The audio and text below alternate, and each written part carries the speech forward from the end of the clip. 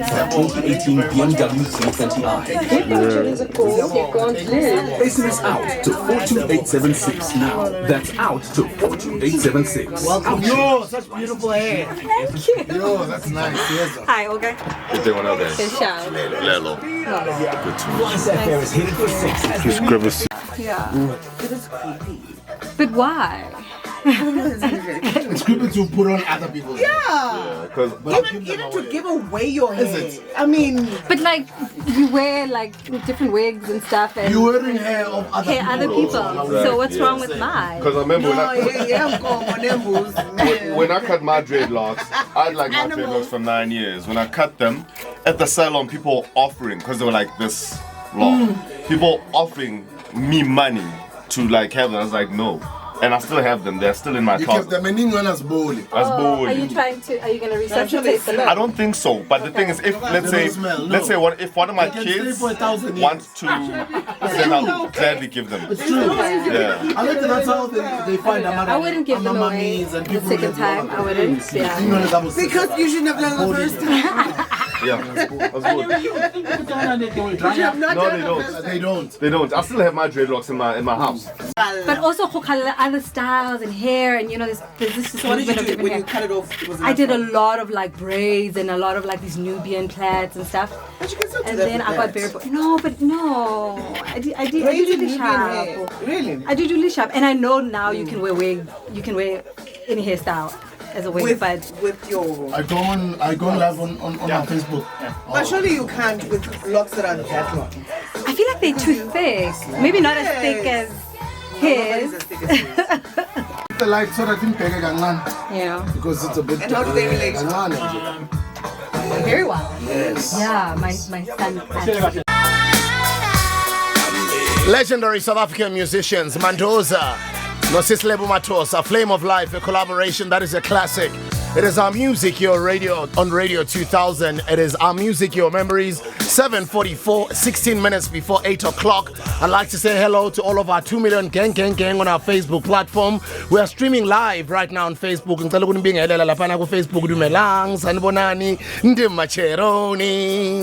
She's an incredible actress, you know her from our screens since she was a teenager from back in the day.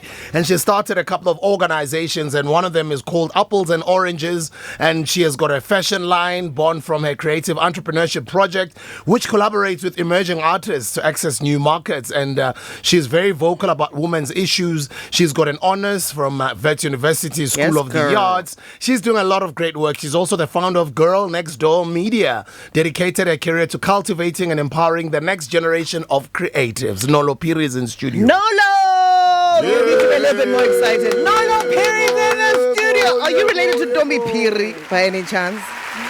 Sorry? Do you know Ntombi Phiri? I actually don't. Listen, Ntombi Phiri is one of the best broadcasters on this side of the equator. She does the show After Us, 9 to 12, Better Together. So her maiden name is Phiri. She's now married. She's a miso now. I'm sure we relate. I'm sure you are. Exotic, beautiful about you guys. We usually are. Yeah. Girl, you look like you are fresh out of a Vogue magazine. Your skin is skinning. It is just glowing. I mean, do you normally wake up at this time? I actually do, because I take my children to school. But I really do try. I really do try. So I make sure I'm intentional about the way I look when I leave the house, because you never know who you meet. That's the thing. And you always meet people you don't want to meet outside club. Yeah. And they want to take pictures. You remember the Mambasi's saga? Yeah. When she feels she had just gone to the shopping mall and coming back, and somebody wanted to take a picture with her. And she wasn't looking her best. She wasn't impressed. Yeah, she wasn't looking her best. Her skin reminds me of Stone's. We had Stone last week, and he was saying his skin is glowing because of water and staying out of people's business. Oh, I think I vibrate on that same frequency. I love it. All right, Nolo, so tell us about what influenced you to pursue a career in acting. Wow. At what age did you discover that, listen, this is it? This is the That's path? quite interesting. I went to an art school, and I've always an innate passion for performance. Yeah. Just growing up, you know, my mom always tells me about this incident where my dad used to take me tavening, and I'd be dancing on the tables and entertaining everybody, and she would be so pissed off, you know. But it's something that I really, really, really love to do, and I grew up quite academic and going into coming from a family that really, really loved to study, and so when I decided, in fact, I started with fine arts, and I studied at the National School of the Arts. So being in that space, you get an opportunity to explore yourself as a creative. And while I was painting and doing photography, I'm like, no, man, I feel that I am a bit of a performer and I want to be on stage. And I basically took a chance on myself and went to Vid School of Art, and I majored in drama and film. Okay. And that's really when I made the switch from creative arts and painting and getting into that space. So I think the creative space is always kind of like, it's a calling of sorts. And I'm always in that space. So I'm lucky to be able to, you know, move between this creative space. But yeah, that's really how I got into acting. And then I just auditioned at SABC2 Mobango, and that's when my career kind of blossomed. Yeah. But it didn't just fall, so it wasn't random for you, because I think your dad was also in the arts, was he not? Well, I actually learned that as I was much older, that my dad was actually a painter as well. Wow. And my mom never spoke about, you know, these issues, you know, family issues, and people kind of like shelving certain things because of like all these dynamics. Yeah. I didn't understand where I got this creative energy and, you know, intuition for the arts. And he was in that particular space. So the apple really didn't fall too far from that tree. Yeah. Has it been an easy journey for you? Some obstacles along the way, maybe? I mean, What kind of obstacles? I think obstacles, definitely. I mean, for me, my transition from being an actor to a producer was a big, big one, because a lot of people, I was in people's homes every day, so people think they know you as Nikki, you know? And that was a very exciting time of my life. This is Rhythm City. When you were Nikki for many years. Loved her. Rhythm City was amazing. Rhythm City was amazing. I can imagine the fun that you guys had, because when one looked at that cast, it looked like you guys were having a great time. We had amazing the ensemble cast, the writing, and I mean it was a really nice creative space where people really loved their craft and storytelling, you know. And everybody was young. Everybody and was hungry, young, and the stories were young and relevant, and so it was a really great time. And I actually started training as a producer behind the scenes, and when I made the transition, every time I got into like boardrooms or like pitching sessions, they'd be like, "Why, Nikki batlang mo?" You know. Yeah, so there was a lot of that. You know, I had to work against the grain and prove myself and say, no, you know, I've actually done the work. I've actually earned my place to be here. But it was really, really hard. And I fought a lot with like imposter syndrome, but I had a great mentor in Dr. Dumandlovu. He walked with me every room and say, she knows what she's talking about. Actually listen to what she's got to say. And every time I stuffed up, he was How did you get that relationship going though? Because it's not every day that anybody wants to, volunteer to be a mentor. Well, I was acting Komobango. Okay. And I was now doing my 4th year, and I was doing a paper on like industry leaders and the impact, especially particularly in the theatre sector. And he was, he's a legend in that space. Very much. So I went and I said, sir, I would like to do my paper on you. And he was like, oh, you actually this whole time I didn't know who you were, And he's like, actually, I'm looking for somebody who's going to do like a research on like South African theatre and anthology. And then he took me in, and at that time he was like, oh goodness, you should actually get off screen because you can do a hell of a lot more. I like the way you look at the bigger picture, you interrogate story, interrogate like material, and I think there's a place in you playing in that particular part of the value chain. And if you give me the chance, I know it seems like acting is where everything is and you're young, but I can train you. And he took me in, and that's pretty much where I got the confidence. But the imposter syndrome followed me all the time, and I doubted myself because I played a lot more on screen at some point, and I had to make sure that people understood that I had earned my place to be in production, and I actually trained to be there. With a versatile skill set as an actress, producer, and MC, she seamlessly bridges television, film, and live events, bringing thought-provoking discussions and professionalism to every project. Her name is Nolo Phiri. She's joining us in studio this morning. It's 7:51. Good morning.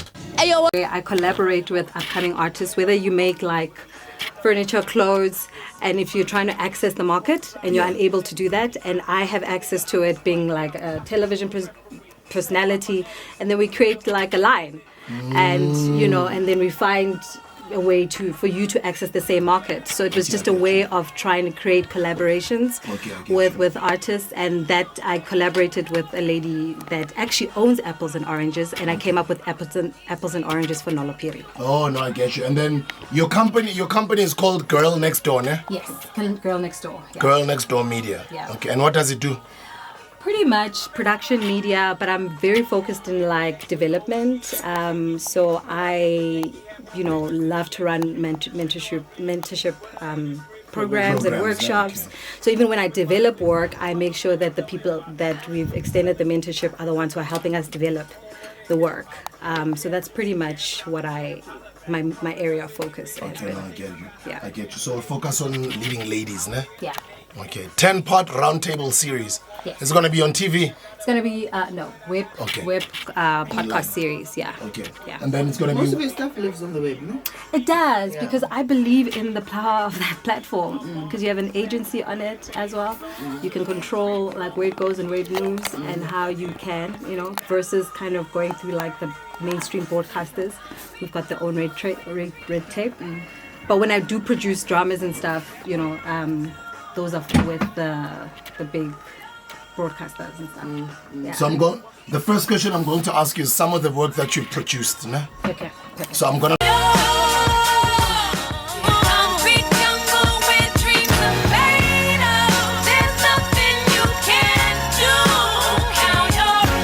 Jigga and Alicia Keys, Empire State of Mind on Radio 2000, our music, your memories. Congratulations to my brother, legend Mangele, who's just graduated from NYC. I think it's NYU, New York University. Yeah, he was doing some courses there. Saw him posting there on his Instagram. And before he left, he was doing incredible productions, eh? Incredible productions. In fact, he spoke about having imposter syndrome as well, Nolo, at some point in his career. And I'm like, but why?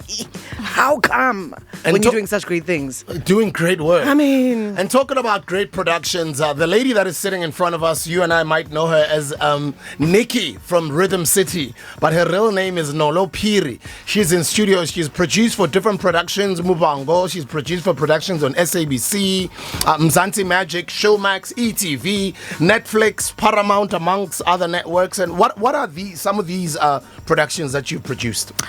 I've done Ingozi, which was a 13-part drama series in collaboration with the Road Traffic Management Corporation. I've done, you mentioned Mobango. I've done Ehostela, the third season. That was me and a brilliant team. I've done Umkoka, the telenovela everybody loves. Everybody loved Umkoka. I was there for the first season. And Grown Woman, and there's a couple. And recently Pound for Pound, which is on BET right now as we speak. Do you miss the camera? I do sometimes, but I think it's more about the character. I think I will know once I get a character that can pull me away from like behind the scenes, but for a little bit, like a 3-month stint. But it's a different kind of energy and a different kind of color. I get you. Yes. Yeah. And I mean, you said that you're part of the Vet School of Arts. I mean, what a wonderful institution that was. I've seen Woza Albert there with Tandwakani. I've seen Clockwork Orange and stuff. Which productions did you actually take part in? Oh my goodness. I did Mampatile, which was in my first year. And it was my first theatre production that actually went to Grahamstown. And then I came back and I performed at the 969 Festival, which is pretty much all the productions that...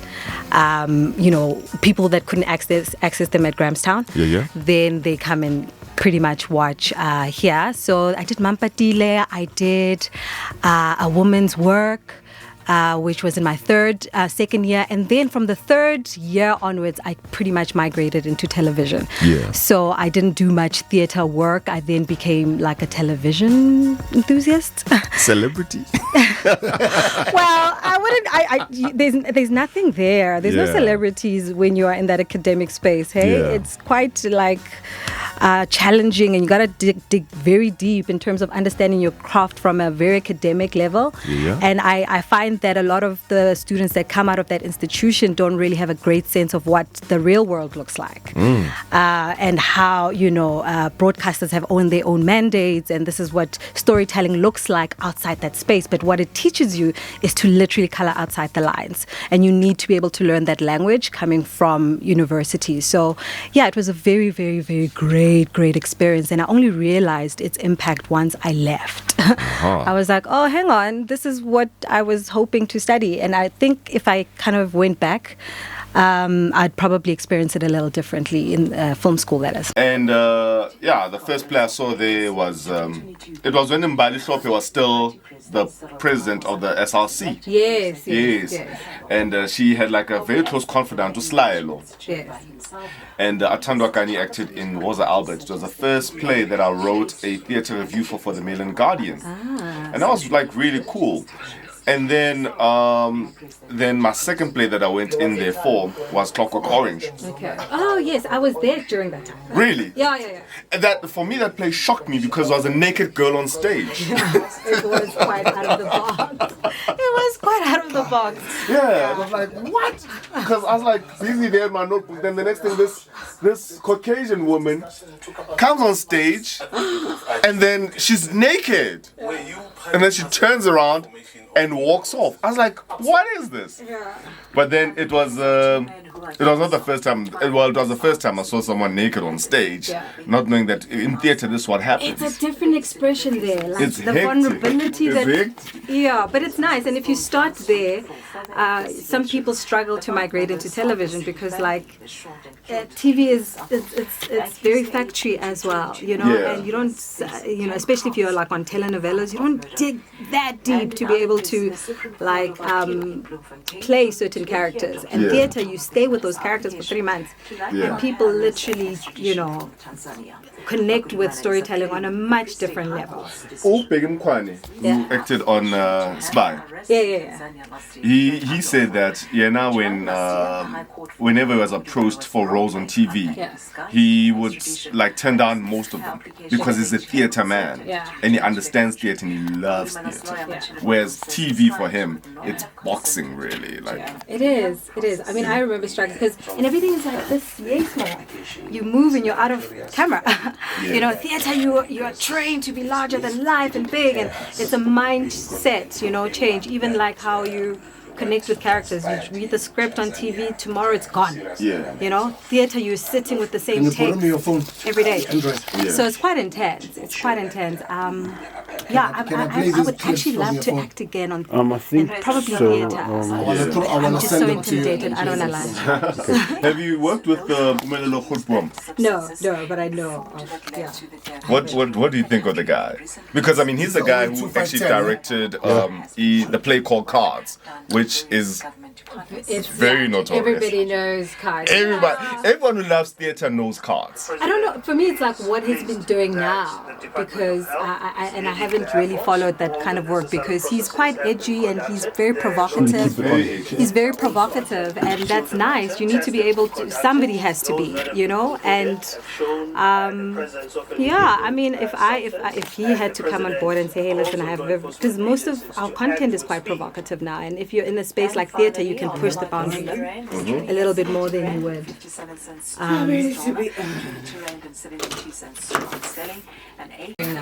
No, I don't. But what I've noticed is that whenever a TV program like Generations, when the viewership dips, they call him. And then. Oh, I had no idea. Yeah, because I always look at the credits as well. So whenever like I watch anything, the credits is something that I actually go through and see who's doing what there. Yeah. So with him, I've noticed that like. So you watch a lot of the credits? I do. With like local shows and both international as well? Yes. Even in the movies, I'm the last guy to leave the cinema. Really? Watch the credits. Yes. Oh my god. I check out the credits. Until the logos go up. Yeah. I check out the credits. I I'm that guy. Oh my gosh, yeah. No, I just know that the crew are they will kill you for their credits. And they will be like, I didn't see my name, and you didn't listen. You know, and it's important because that's really where people know who the team is. Yes. You know, and we always wonder who actually reads the credits, you know? Yeah, no, Maybe front credits, definitely. But Mina, last credits, and I get annoyed when they go up very, very fast. Because I'm like, no, I want to see who's the gaffer, who's the guy who's doing the whatever. But you have an appreciation for maybe story. I mean, having followed and covered some theater and work and whatnot. Yeah. So, you're invested in how people put productions. Some people just want to follow the stars, and the stories, and then that's about it. And then, they don't have appreciation for the team that actually puts the work together. And it's a huge the key grips, team. all of that stuff. It's a huge team. Yeah. It's a huge team. Yeah. Yeah. And just generally as producers, we're as good as our team, you know? Generally. Literally. But it's a very stressful industry as well. And putting together a production takes quite a lot. It's a lot. Do you feel like you've progressed in your career as you expected? Yeah, I have. I'm now interested in stretching myself a little bit more because the shows are the same. You know, it's a different story, but it's like a copy and paste process. So I want to kind of push myself and discover and work myself into. I want to know distribution channels, who's moving the content, where's the money going. You know, I want to play in that space now. So I'm more interested in growing in that space so that I have a sense of agency in what I do. But yeah, I've grown. Every show is bigger or better. What content are you looking for? What are you yearning for? You say everything is the same. No, what I meant when I say everything is the same is the process. The same process is the same. You develop the idea, you sit with it. The timelines have become ridiculously shorter, but the demand and the competition has become high. Budgets have become smaller, but you still, production value has changed the way people are like, oh, that show is great, or So in that sense, in terms of the copy and paste. It's still the same process. It's maybe the quality of the team that you work with, the quality of the broadcaster as well, in terms of how they are involved in the quality control measures. You find broadcasters who just sit at the top and then they just wait for the thing to come back. And then you have broadcasters now who are sitting with you the entire time, not taking away your agency to create, but there to say, look, we're supporting you, and I found that Paramount was extremely amazing with that. And then, Mzansi's... Why did you say the SABC? Aren't we part of that? I haven't worked with SABC since Mobango, and I finished producing it in 2019. But that's where I learned most of my work, because Mobango, they've been trying to get it off air for years.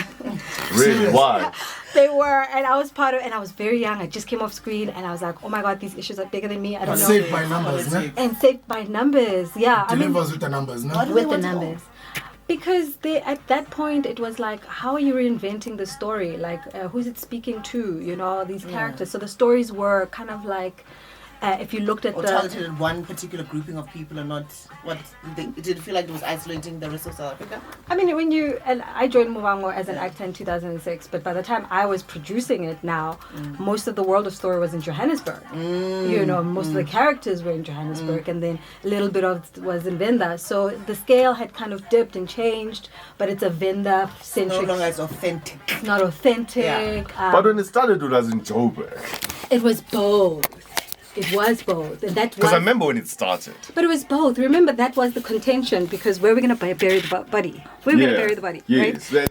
That's why the name Mubang. Mubang, yeah. So it was both. So it was, yes, the characters in Joburg saying, oh my goodness, these videos... On the last 30 minutes of the show, we'll give you the results of our poll. We will also be playing your Thankful Thursday selection. You can also choose your selection and send it to us. We will play it for you. Gospel or inspirational songs. Upside Down, a classic with Diana Ross on Radio 2000. We're hanging out with legendary actress and filmmaker producer Nolo Phiri. You and I know her as Nikki from Rhythm City. Good morning, Big Breakfast. Morning. Let's do this. Sorry, let's do this. All right. Yeah. Good morning, Big Breakfast. Hola. No, Lobafrit. This lady has been my crush ever since she graced our screens. And you can see this acting thing, it's in her. She's not forcing it. Like, keep it up, Ausaka, and you are doing a great job. And you'll forever be engraved in our hearts. You have kept us captivated on our screens. And we love what you do. Just keep on growing from strength to strength. Engraved in your heart. Except the PBS. Hola. Wamba Victor Maniso. El Toro Shanda Palaraso. Lepia Tavafit Bona. Nine Yamani. Maybe Toda Montum no, I want to for Morbona. Sort of pressure, sort of tippy does. Oh, we got the rules. You go, child. Continue doing the great things, Ken. We love you, man. Those are your fans. Some of the people miss you on screen. Oh man, that's lovely to hear. It's so Lots of lovely. people crushing clearly. Yeah, and it is Nikki, to be honest. She's engraved in people's minds. Yeah. Feisty Nikki. Yeah. Let's talk about Leading Ladies. What is our program about? Tell us about the initiative. So it's literally a 10-part series where we're going to spotlight all the women that are shaping, the women that are shaping the South African narratives in television. It's literally finding out who they are and in the entire value chain from development to broadcasters. It's profiling their journey, who they are working with, how they've been doing it, and just getting an account and as a way of creating a mentorship environment where young females that are also trying to get into the industry, understanding how the women who are playing in that space, how they've been doing it and who they've been doing it with. So it's just a candid conversation with women I've been trying to also, get a window into how they do their work. So it's also a way of me being a part of the community and also learning as a producer that's also growing in the industry. So it is really about that. It is going to be on web series. It's a web series, so it's podcast orientated, just so that it has access, because everybody wants to watch what they want to watch when they want to watch it. So it's important that people have access to the show in that way. And we're going to be extending as well opportunity to select candidates who follow the series so that we can then plug them into production houses so that they can shadow some of our guests. So that's pretty much what the audience can gain from the series. Is that what you're saying? Yes, I mean the idea, because that's really how I made it, is that I had a mentor who was able to create an environment where there was a knowledge sharing experience and then being able to incubate me, because that information is nothing unless I'm about to apply it. Yes. And the people that we're going to have as guests, that is the value. This is the engagement that we're having, to say we don't want you just to share that information. We're saying give aspiring young females to be able to shadow you and That's so great. and have like an on-the-job learning experience for a month. And then obviously we will then handle per diems and stipends so that they are able to access the opportunity in that way. That's so great. So that's pretty much what the Leading Lady series is about. Have you started shooting? We haven't. We're at the end of the development, and we've also been trying to get sponsors to come on board. We are winning with one of the leading higher learning institutions right now, because I think it's quite important that we have that kind of organization who's also supporting this movement, which is really, really great. And we've also engaged a leading camera and technology company so that they give us the cameras and whatnot. So we're about to start shooting just before we get to, and then we're going to launch it pretty much end of Jan, the first episode. How big is the team? Oh man, the team is as big as, I have, in terms of my production team, we're 3 of us, so we kind of multi-skilled. Yeah. We try to repurpose our skills so that we are able to do more than what we can. But the technical team is something that you can't really skim on. So in total, we're probably about technical researchers. We're looking at about 12 of us that are supporting this initiative for Girl Next Door. Let's go straight to our phone lines before we wrap it up with Nolo Phiri, known to you and I as Nikki from Rhythm City. You're live on the radio. Hello. Oy, Sbuda. Oy, shapunjani utham? Nandi Hotman team. Thokozile. Yeah, Simbongile, Cape Town. Simbongile from Ekapa. I've got Sis Nolo here. Speak to us. Sure. You don't have Nolo. You have Nikki. Nikki. I don't have Nolo, I've got Nikki. For me, she will forever be Nikki. And wherever I see her picture, she will always be Nikki. How are you, Sisom?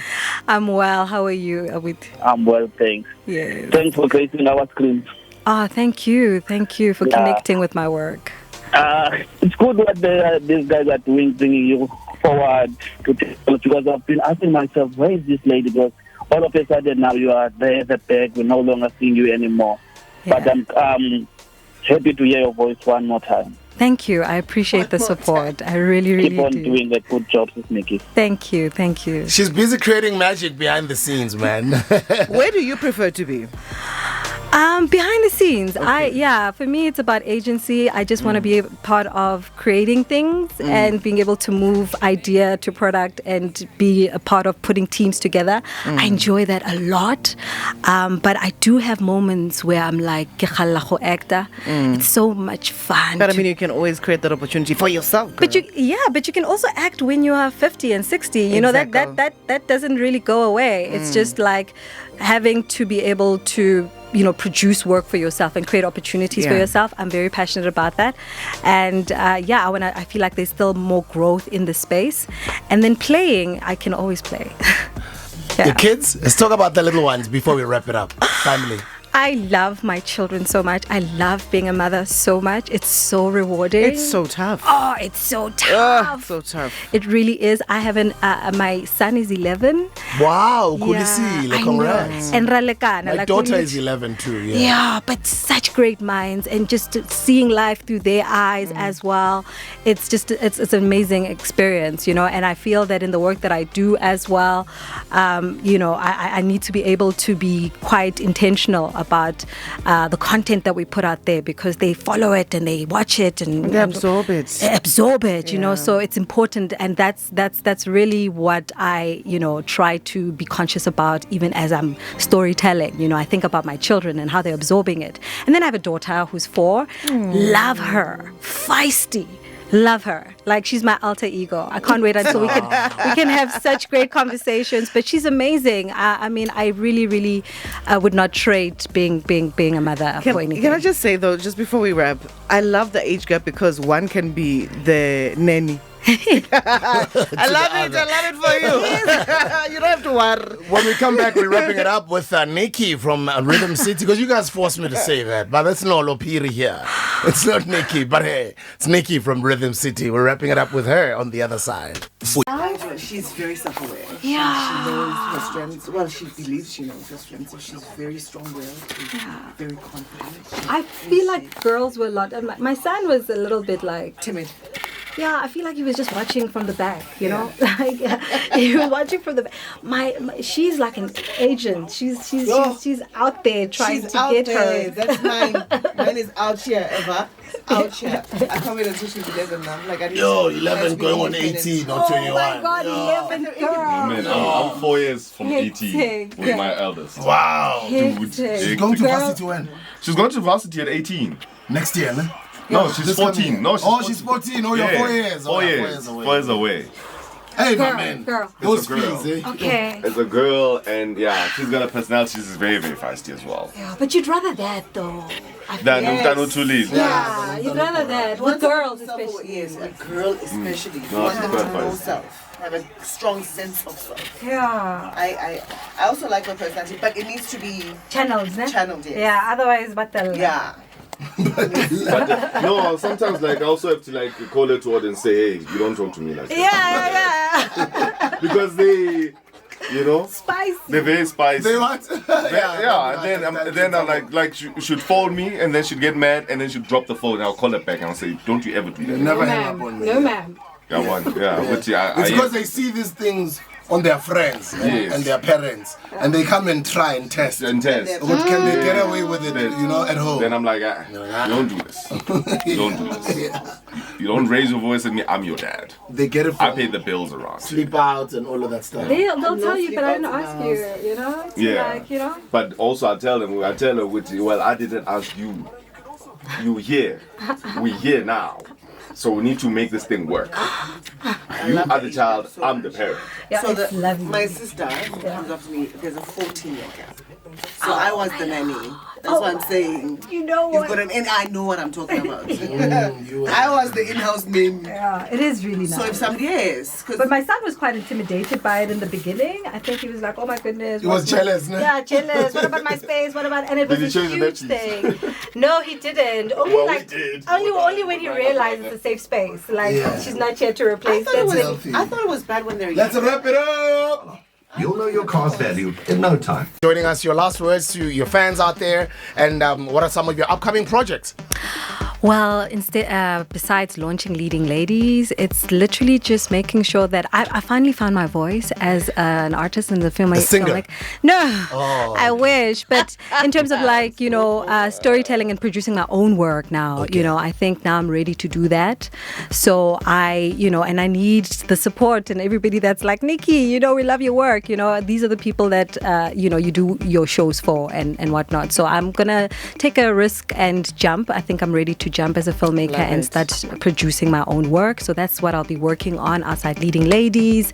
But honestly, it's really just about thanking everybody for the support that they've continued to, you know, show in every work that I do. Some people don't even know that I'm behind the scenes, but the love that I get each and every single time I'm on stage or I'm even just go pick and pay. Everybody's like, you've touched me in other ways. You were in my home every single day, and you know, I learned a lot from the characters and the stories that you brought into our home. So it's really heartwarming and to get that kind of affirmation, because as artists we need to know that our stories have impact, you know, and have influence. And I'm just trying to be intentional with my influence, and I want to breathe life into my company now, and I am willing to now take the risk and jump and see where I land. And I hope everybody that's been supporting me to date is there to catch me once I, you know, take flight.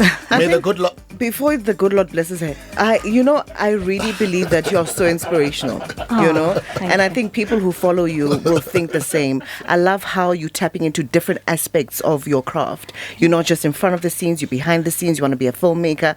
Young women, even women my age, are looking up to you saying, listen, you're doing your thing, girl. Oh, you are thank doing you. your thing. We are watching and we are proud. Thank you, sis. She's a smart shop. Thank you. May the good Lord bless you then. Thank you, sir. Thank you so much for The this good Lord opportunity. can now bless you. I receive. The last question from me would be Mina Nawe, Where I Wanna Be versus Malaika Mhlawuphela Mandla. Which song tickles your fancy? Malaika, obviously. Yeah, Malaika. I mean, yeah. Yeah. I think Malaika. All right, let's go. Are you ready? Campaign, don't play.